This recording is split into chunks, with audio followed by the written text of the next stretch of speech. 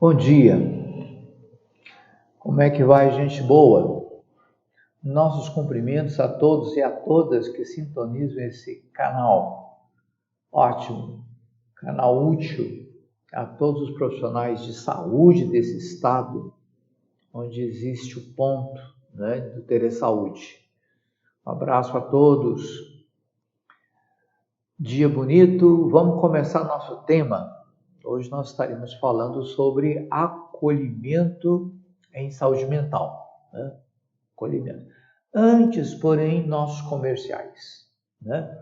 Lembramos que o Telesaúde, além das teleaulas, tem teleconsultorias, onde os profissionais podem tirar dúvidas, podem fazer perguntas sobre questões mais complicadas, mais complexas, podem ser orientados por especialistas que conhecem o assunto, Podem também discutir e pedir opinião sobre casos clínicos, que são mais delicados. Enfim, o Telesaúde possui uma série de serviços que podem ajudar muito o profissional que está lá na ponta, está lidando com o público diretamente. Então, você teve uma dúvida, teve uma dificuldade, seja na área que for da sua especialização, do que você estiver lidando, há sempre especialistas do outro lado, dezenas deles que podem ajudar. Então, não hesite, dê um pulinho no Telesaúde aí do seu vídeo, e faça sua teleconsultoria, consulte opinião de casos clínicos e há outros serviços oferecidos também, além da biblioteca com as aulas gravadas, claro. O acolhimento em saúde mental. Vamos conversar sobre a questão do que estamos tratando realmente? Antes de eu começar a dizer de maneira mais técnica sobre saúde mental, eu gostaria de esclarecer alguns pontos desse mesmo assunto, Pontos que eu considero importantes. Quando eu menciono a expressão saúde mental, aqui eu me refiro especificamente, Então, eu preciso identificar se o caso que eu estou acolhendo é um caso de saúde mental. Existem sinais pelos quais esse assunto, saúde mental, pode entrar na sua pauta de acolhimento. Alguns sinais que você pode perceber no usuário do sistema que você tem diante de si. Primeiro, a pessoa pode mostrar percepção distorcida da realidade objetiva. Então, você conversando, na entrevista, a pessoa demonstra uma percepção distorcida da realidade objetiva que visa. Você anota isso, mas não interpreta nada, apenas anota, preste atenção. Segundo sinal, a pessoa começa a falar de estados subjetivos em confusão. Afetos, sentimentos, emoções que são derivados do afeto, enfim, temores, certas situações de muita ambiguidade, de muita ambivalência afetiva. Então você anota também.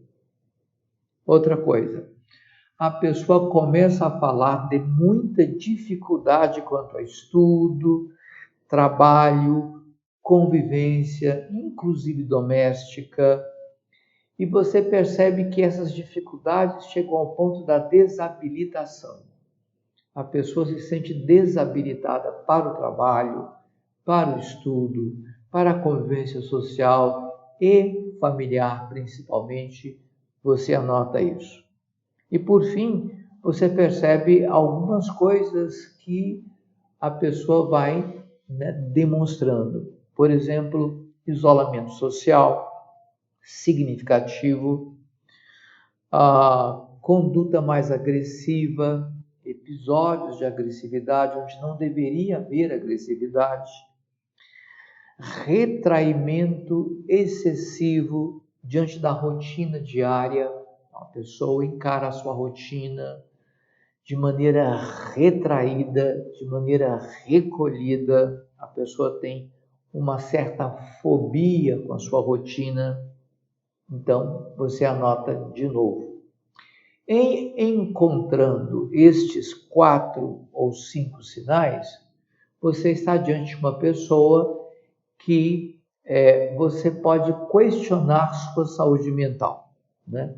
Percepção distorcida da realidade objetiva, estados subjetivos em confusão, desabilitação para o estudo, para o trabalho, para a convivência social, isolamento social, consequência, né, dessa desabilitação, conduta agressiva sem justificativa e retraimento diante da rotina diária.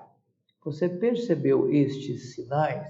Você pode estar diante de um caso que requeira atenção em saúde mental.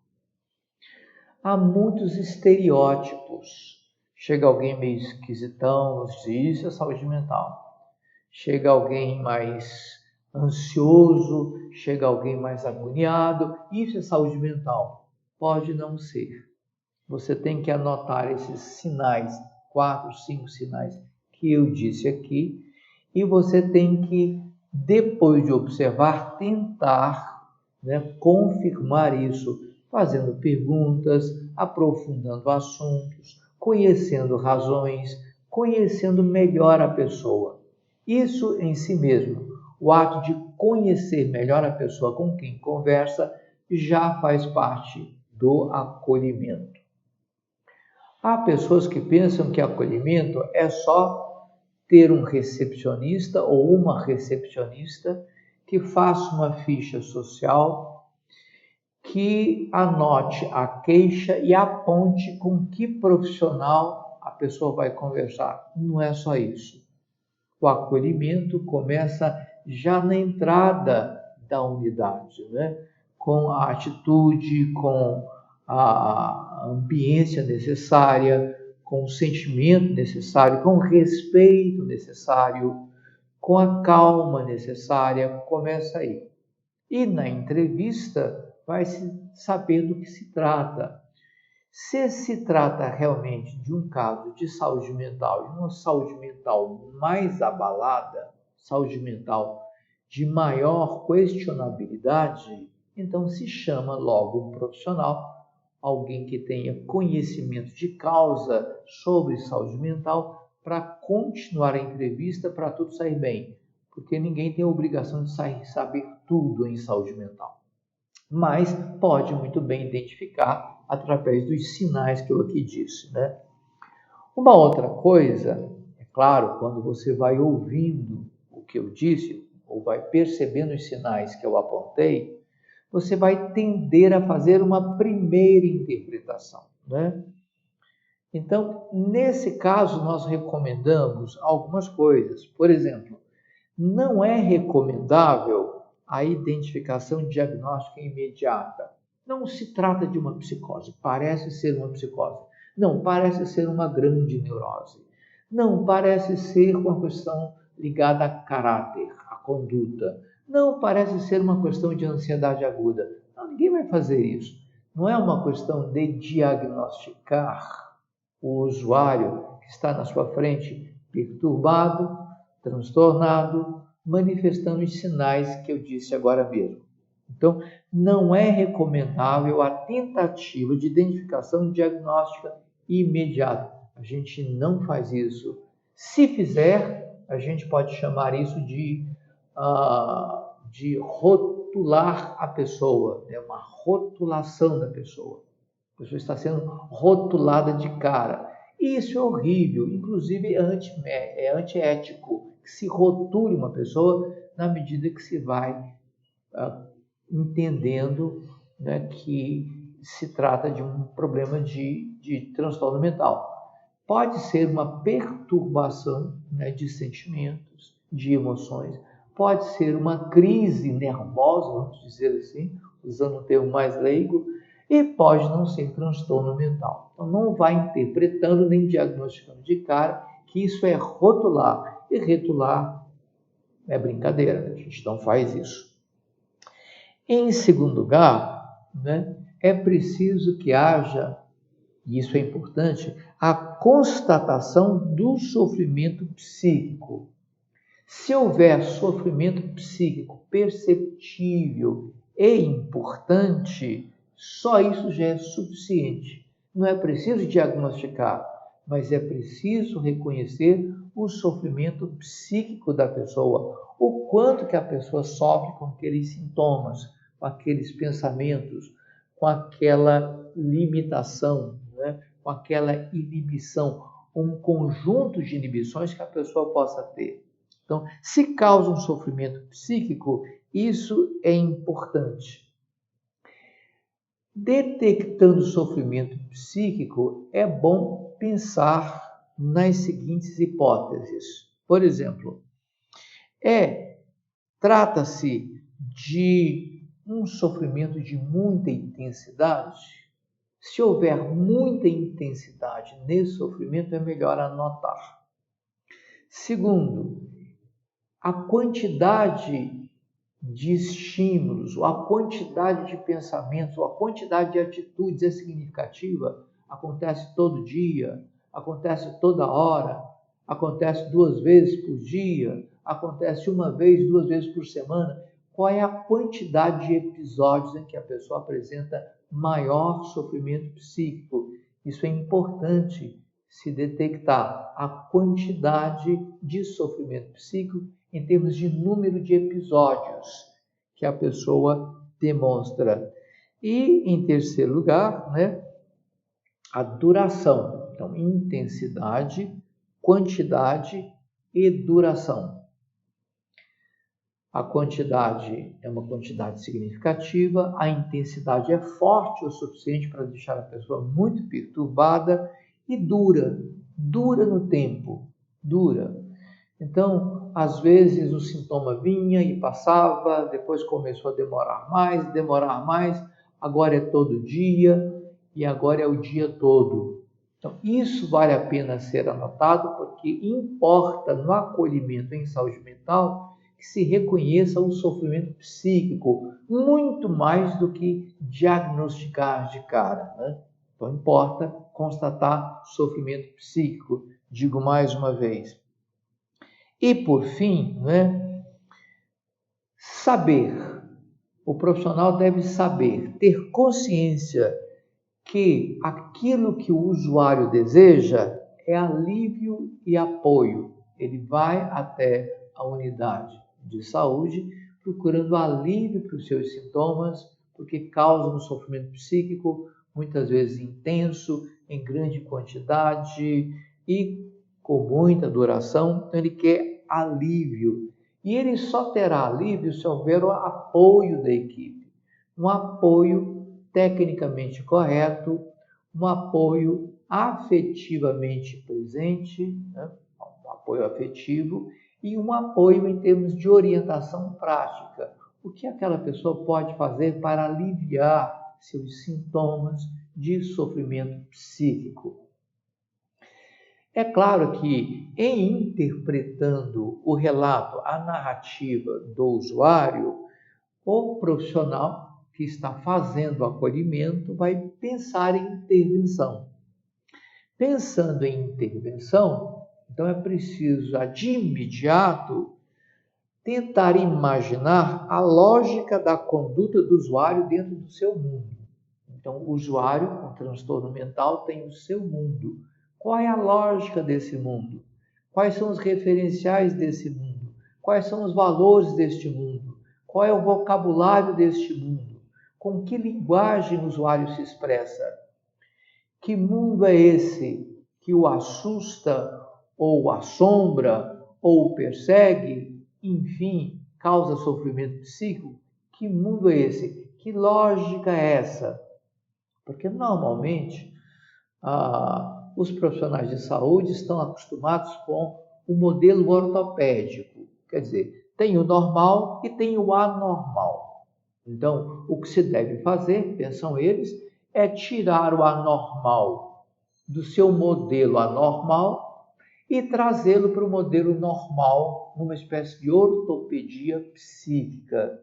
Isso é terrivelmente antiético, porque não existe o normal propriamente em saúde mental. Existe o sofrimento, o alívio e uma certa lógica de convivência em que a pessoa se torna produtiva, ama, aprende, coopera, convive, etc. Não, fulano não é normal, precisa tomar remédio. Isso é uma coisa terrível de se dizer e até de se pensar. Você não é normal. Peraí, o que é normal? Então, dizer que uma pessoa é anormal é estigmatizá-la. A gente não faz isso. Então, a gente tenta identificar dentro do mundo daquela pessoa qual é a sua lógica, qual é aquilo que orienta a sua conduta, o que é que lhe dá medo, o que é que lhe perturba, o que é que lhe causa sofrimento. Então, entender essa lógica é de muito bom tom, é muito recomendável. E, por fim, e isso vale para todos, não é? Deve-se identificar as situações de risco. Aquela pessoa que é portadora de um sofrimento psíquico mais intenso, de maior quantidade, com maior duração, está correndo algum risco?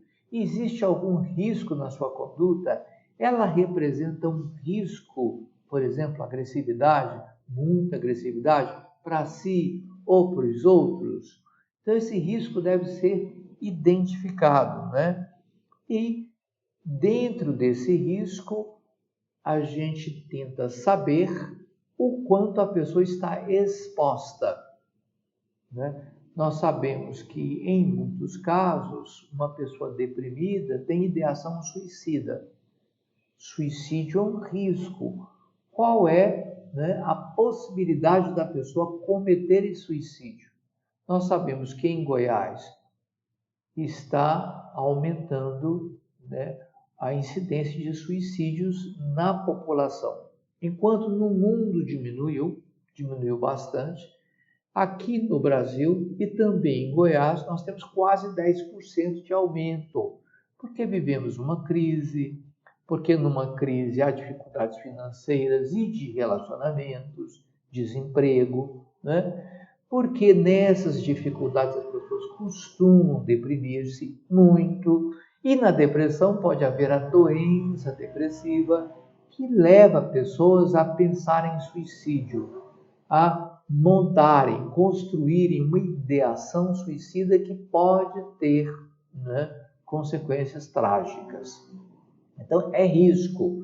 Como, por exemplo, ferir alguém, é risco. Como, por exemplo, sumir, a pessoa desaparecer, é risco. Como, por exemplo, a pessoa, no ambiente em que está, causar muito transtorno, muita bagunça, muita provocação, e as pessoas reagirem mal a essas provocações, é risco. Então, o profissional que acolhe deve, de alguma maneira, pensar, né, o quanto a pessoa com sofrimento psíquico está exposta aos riscos percebidos. Porque, nesse caso, a intervenção consiste nisso, de deixar a pessoa menos vulnerável aos riscos aos quais ela está exposta. Portanto, é importante a identificação dos sinais do transtorno para o profissional saber se trata de alguém com sofrimento psíquico ou não.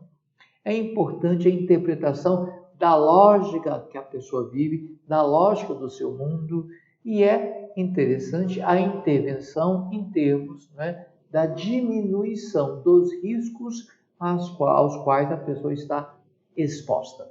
Então, é disso que estamos falando, não é de outra coisa. Vamos em frente?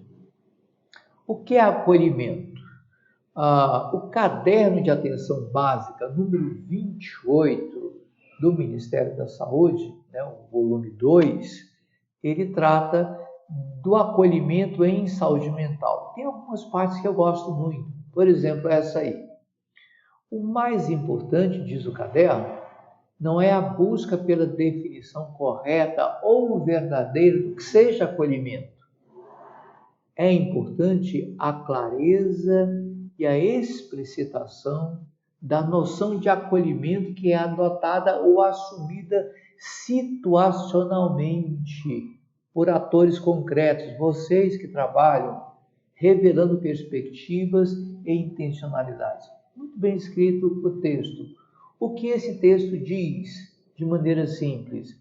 Que acolhimento é mais atitude do que conceito. É mais ação afetiva, receptiva, integrativa do que uma definição conceitual cognitiva. Portanto, é uma atitude que a pessoa toma de acolhimento em relação àquele que busca o serviço, em relação àquele que chega no lugar estranho, em relação àquele que vem com um sofrimento e precisa de muito cuidado e de muito afeto para ser acolhido no seu sofrimento. Toda pessoa em sofrimento precisa ser acolhida de maneira especial, diferenciada. Um outro ponto é esse. Nesse sentido, poderíamos dizer genericamente que o acolhimento é uma prática presente em todas as relações de cuidado, nos encontros reais entre trabalhadores de saúde e usuários, nos atos de receber e escutar as pessoas, podendo acontecer de formas variadas. Quer dizer, cada pessoa tem o seu jeito de acolher, mais jeito, atitude, ação, né? A palavra clínica quer dizer curvar-se sobre, debruçar-se sobre uma questão ligada a um sofrimento de uma pessoa. Então, acolhimento é clínica, porque na medida que a pessoa se debruça com cuidado, com atenção, prestando muita atenção nos detalhes e acolhendo aquela pessoa com afeto que lhe é devido, porque é uma pessoa que sofre, isso é de cada um, então tem acolhimento de cada um. Só não vale não acolher. Isso não vale. E há pessoas que não têm perfil para acolhimento e não devem ser obrigadas a fazê-lo, porque não é do seu estilo acolher, né? Vamos deixar isso claro. Vamos em frente. Razões para o acolhimento. Queiramos ou não, o usuário também define com formas e graus variados o que é necessidade de saúde para ele, podendo apresentá-la enquanto demanda ao serviço de saúde. Isto é bom deixar o usuário falar, explicar, dizer o que espera, dizer o que precisa, fazer a sua queixa, comunicar suas expectativas, porque isso também faz parte do acolhimento, a narrativa do usuário, o que ele tem a dizer em termos de sofrimento e de expectativas de alívio, como disse agora há pouco. Às vezes, há coincidência da demanda e do olhar técnico do profissional, mas isso às vezes, gente, às vezes. A maior parte do tempo, o que acontece é um desencontro entre o que a pessoa espera e comunica e aquilo que o profissional entende e, de alguma forma, orienta. No entanto, diz o texto, quando isso não acontece, é necessário um esforço de diálogo e compreensão. Vamos continuar conversando. Eu quero entender isso melhor, eu quero aprofundar isso, eu quero saber mais dessa lógica de demanda, de busca de alívio, né? Sem a qual são produzidos ruídos, dificuldades que materializam, por exemplo, queixas, reclamações contra os funcionários.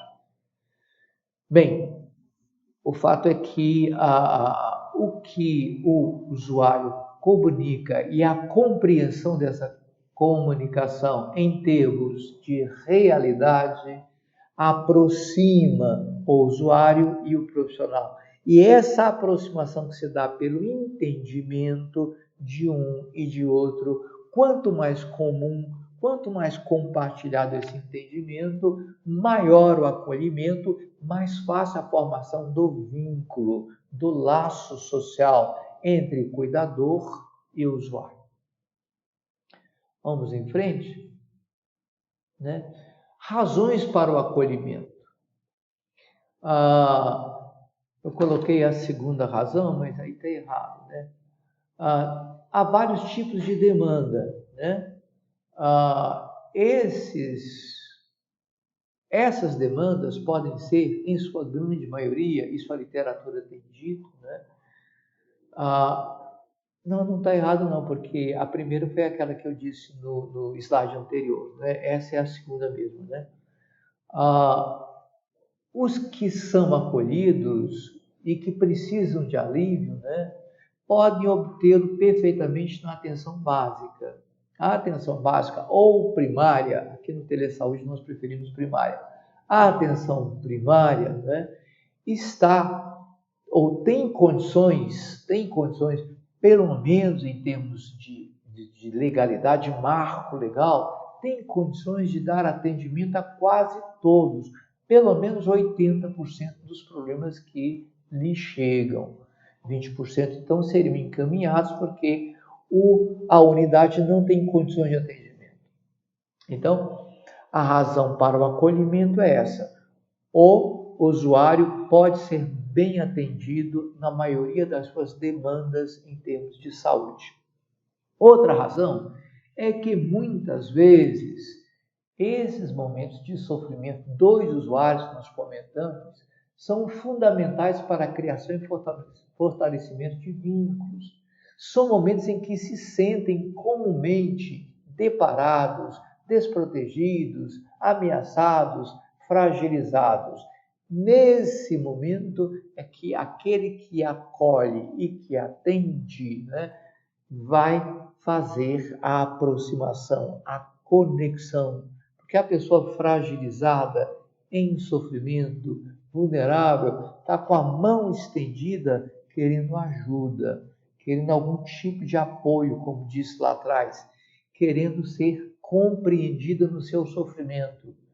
Porque em si o sofrimento já é difícil, não compreendido é insuportável, né? Se alguém me compreende minimamente no que eu estou sofrendo, na minha cabeça, no meu coração, isso já é 50% no mínimo do remédio, entre aspas, ou da providência que se possa dar para o alívio daquela pessoa, né?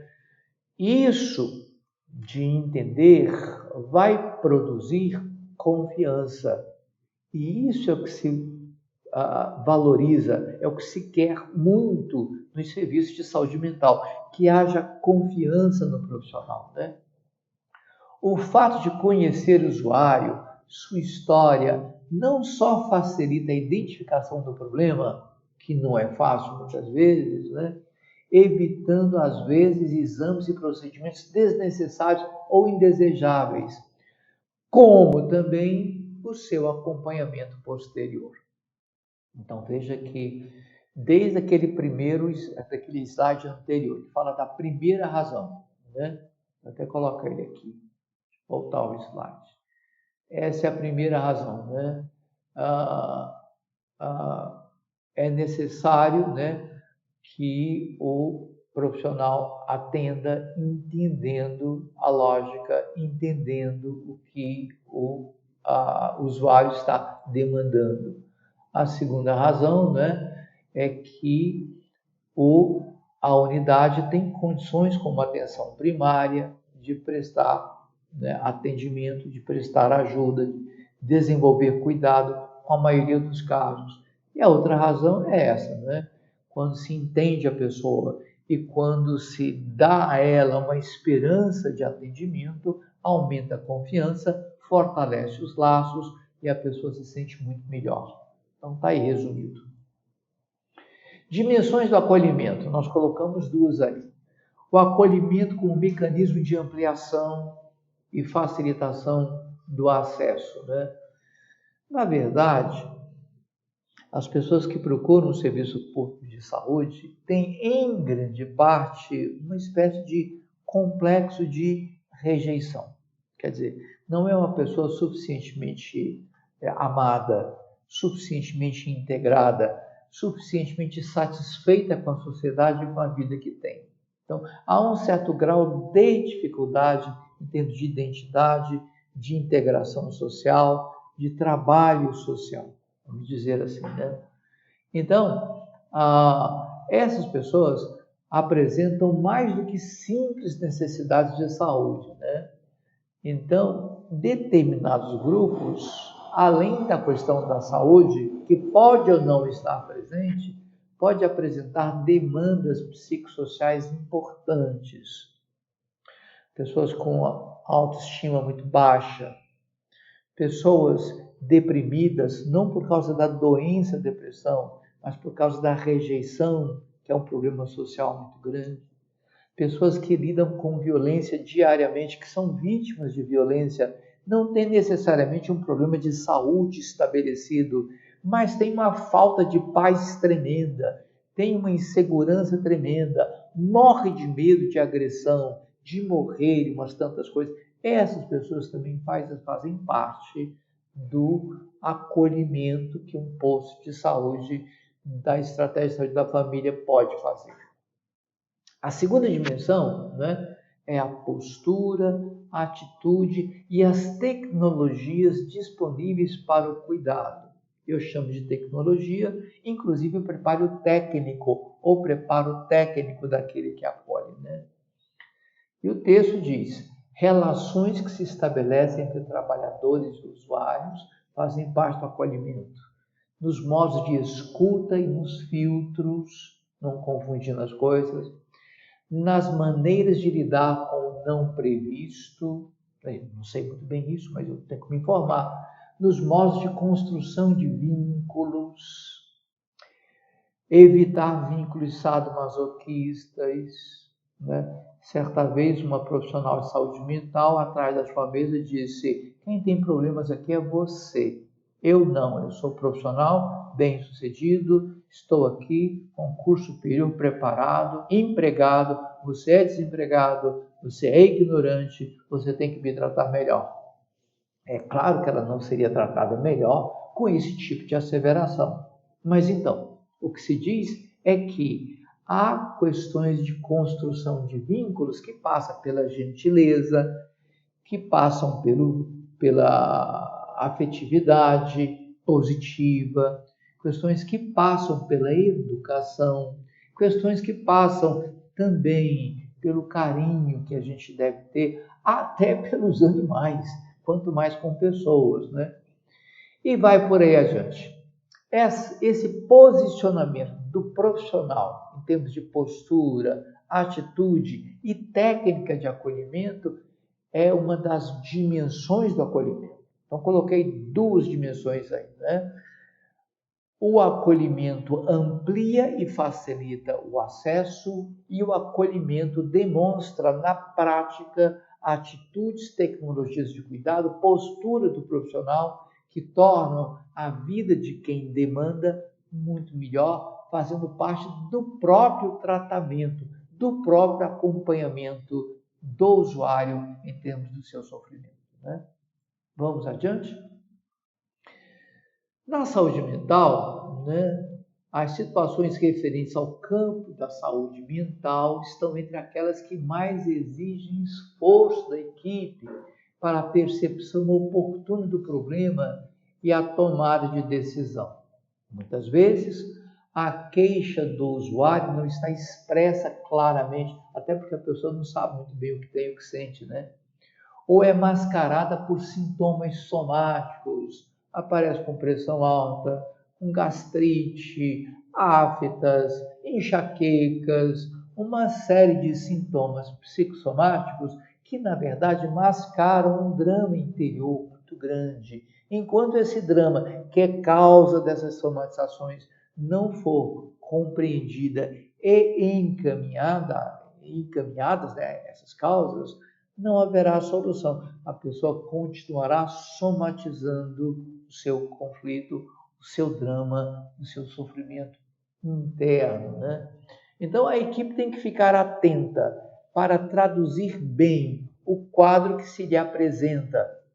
E traduzir bem significa compreender detalhes, a lógica do mundo daquela pessoa, investigar melhor, mais a fundo, sem julgamentos, sem preconceitos e sem uma mente do tipo, não, eu sei o que está acontecendo. A gente não sabe de verdade.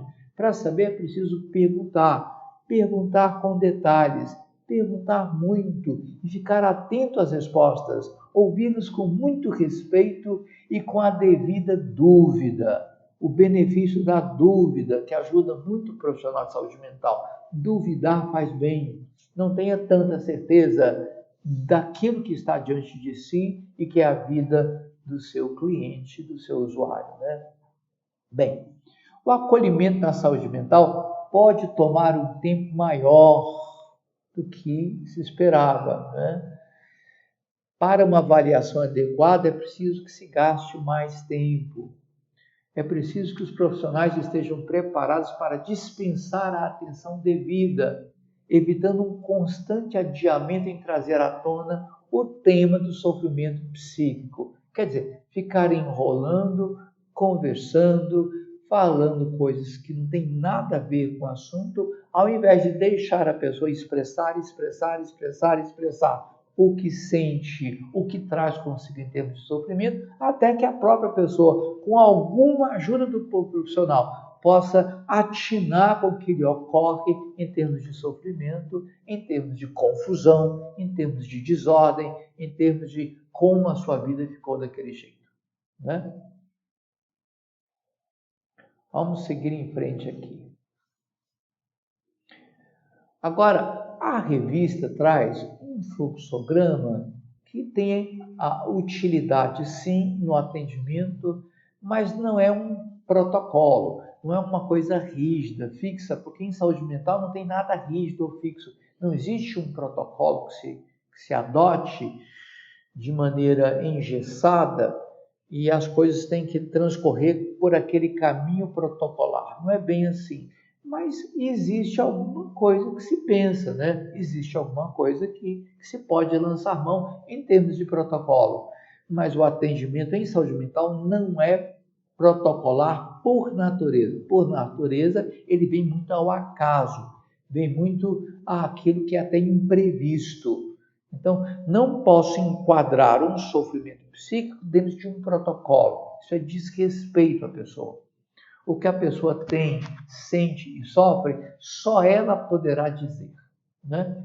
Mas tem aí alguma orientação. Primeiro, se houver comprometimento de vias aéreas, confusão mental intensa, em grande quantidade, continuada, se houver agitação psicomotora, a pessoa anda para lá e para cá, não para, andando para lá e para cá, convulsões, alteração do nível de consciência, que horas são? Não sei, não tenho a menor ideia, ou uma agressividade maior, se não está dando para atender, que essa pessoa está me ofendendo muito, está quase pulando em cima de mim aqui, me batendo. Então, o atendimento médico se impõe para a estabilização do paciente, porque se trata de um agudo, né? E num agudo, o que se tem a fazer é estabilizar a pessoa, o médico pode fazer com medicamentos, até que essa pessoa estabilizada possa conversar normalmente, né? Pelo menos alguma coisa. Outra coisa, 7 e não é 2. Embriaguez, intoxicação, tonturas, choros, palpitações. Então, o atendimento prioritário é da enfermagem, né? Que vai pedir um retorno rápido para saber qual é a razão de tanta intoxicação, de tanta tontura, choro e palpitações, né? Outra coisa, se houver, no caso que você está atendendo, pensamentos sem esperança, uso de psicotrópicos sem receita, recidivas, quer dizer, repetições, procura de ajuda para parar com compulsões, são aqueles atos que a pessoa não tem controle sobre, né? Principalmente compulsões por ingestão de substância psicoativa, álcool. Muita gente compulsiva em álcool procura os serviços já estourada em termos de saúde. Então, se houver esse caso de desesperança, uso de psicotrópico, compulsões de ingestão de substância psicoativa, então o melhor a fazer é o atendimento e a avaliação por parte da enfermagem, observar as vulnerabilidades daquele usuário e intervir nelas. Uma pessoa embriagada, por exemplo, pode ser atropelada. Uma pessoa embriagada pode entrar em coma alcoólico. Ou uma pessoa com excesso de cocaína no sangue pode entrar, né, numa overdose, num quadro de overdose. Uma pessoa com ópio, está se usando muito ópio, né? Uma pessoa com ópio, ou uma pessoa que fez uso de êxtase numa festa, precisa de atendimento, precisa de avaliação para saber qual o estado daquela pessoa. As enfermeiras podem avaliar isso, né? Uma vez estabelecido isso, é bom ver a vulnerabilidade daquela pessoa naquela situação de risco e fazer uma intervenção imediata. Uma vez que essa situação de urgência é resolvida, então procede-se ao acolhimento normal para se saber do que se trata realmente e lá no fundo das aparências praticar-se uma intervenção que de fato ajude aquela pessoa, né? Se não há urgência, né, então se programa com a agenda, né? Se vai à agenda, se programa de fato as visitas da pessoa, as vindas da pessoa à unidade, né? E aí é bom avaliar vulnerabilidades e intervir, né? Então, é mais ou menos isso que se faz em situações de agudos ou em situações mais difíceis, né? Ok. A presença do acolhimento. No transtorno mental, a maioria dos casos tem elementos estigmatizantes. Então, se alguém é portador de sofrimento psíquico, que você pode chamar de transtorno mental, ou de problemas mentais, que você não pode diagnosticar, você pode tentar interpretar a lógica dele, a vulnerabilidade aos riscos, etc. Então, esses problemas costumam causar estigmatização. Costuma haver rejeição familiar e social, costuma haver retraimento da pessoa estigmatizada, desconfiança dos outros e os outros desconfiança dela, da pessoa, fobias sociais severas, a pessoa se recusa a comparecer na calçada, no encontro, na sala de aula, ansiedades intensas, a pessoa não dorme, não come, tem medo de tudo. Encontrei alguém certa vez que dormia até debaixo da cama, de tanto medo que tinha. Além de surtos suicidas ou pessoas muito agressivas. Então, pessoas que têm essa conduta são muito estigmatizadas. E é difícil lidar com uma pessoa estigmatizada. Uma outra coisa, né? O acolhimento pode perceber, se feito por um profissional treinado, né, capacitado, né, que ele precisa de empatia, que a empatia é, né, o que aquela pessoa precisa naquele momento, por estar estigmatizada, rejeitada, por ser depositária de desconfianças, por ser depositária de dúvidas sobre sua sanidade, sobre seu comportamento. Então a pessoa precisa de uma empatia para vencer o estigma, porque a pessoa adentra a unidade como estigmatizada e como estigmatizada vai proceder. Aquele que acolhe, então, com a sua empatia afetiva, pode diminuir e até anular esse impacto que os estigmas causam. A pessoa sentindo-se acolhida em termos empáticos, em termos afetivos apropriados, pode ir se desarmando, diminuindo as defesas, confiando, até que possa, de fato, colocar-se numa posição de poder ser ajudada, de poder receber cuidado, né? Outra coisa quanto ao acolhimento, e essa é a última. O mais importante é a criação de um clima de confiança e normalidade. Isso acalma, produz confiança e possibilidade de intervenção eficaz. Uma pessoa que eu conheço e que gosto muito, né, foi escalada para fazer acolhimento em saúde mental. Mas estava na vida dela, em termos de experiência, né, estavam certos episódios em que ela tinha sido agredida, em que ela tinha desenvolvido uma certa fobia, em que ela não confiava muito nos usuários do sistema com sofrimento psíquico, com transtorno mental. Então essa pessoa que conheço, começou a atender e os seus olhos começaram a demonstrar medo. Sua expressão começou a demonstrar inquietação, agitação nas mãos, na expressão do rosto, na movimentação, enfim, dando a entender que não estava à vontade no atendimento, no acolhimento. Imediatamente a pessoa atendida reagiu, porque aquele que tem sofrimento psíquico, até em termos de saúde mental mais abalada, não gosta de ver isso. Isso é o que ela causa e que mais a assusta. É o que ela provoca, que ela mais rejeita em si. E está acontecendo com o profissional diante dos olhos da pessoa. A pessoa se descontrola, pode levantar-se, sair, pode agredir, pode retrair-se, pode ficar muda, calada. A pessoa pode reagir de inúmeras maneiras indesejáveis, porque aquele que acolhe demonstrou ansiedade, preocupação, medo, não era a pessoa certa para o acolhimento. Mas se for a pessoa certa, tudo isso vale, né? Receber empaticamente a pessoa estigmatizada, na sua empatia integrar a pessoa ao cuidado e no cuidado demonstrar toda a preocupação com o bem-estar daquela pessoa, de tal maneira que essa preocupação se traduza em bem-estar para aquele que está sendo atendido. É preciso atendimento médico, que o médico atenda. É preciso acalmar a pessoa com medicamentos, que se acalme.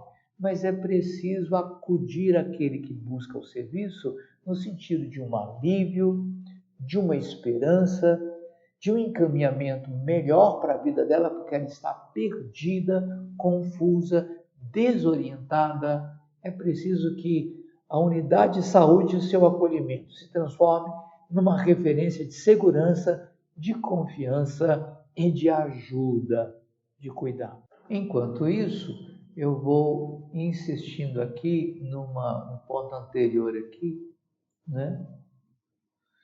Que é esse aqui que eu gosto muito dele, né? Que é o maior tempo para que se avalie o problema. Isso significa calma.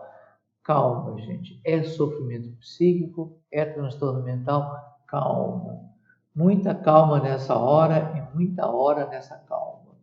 É bom calma, muita calma. Agradeço a audiência, agradeço a paciência, agradeço sobretudo o carinho com que vocês apoiam e acolhem o Ter Saúde no seu trabalho. Um abraço a todos, felicidades!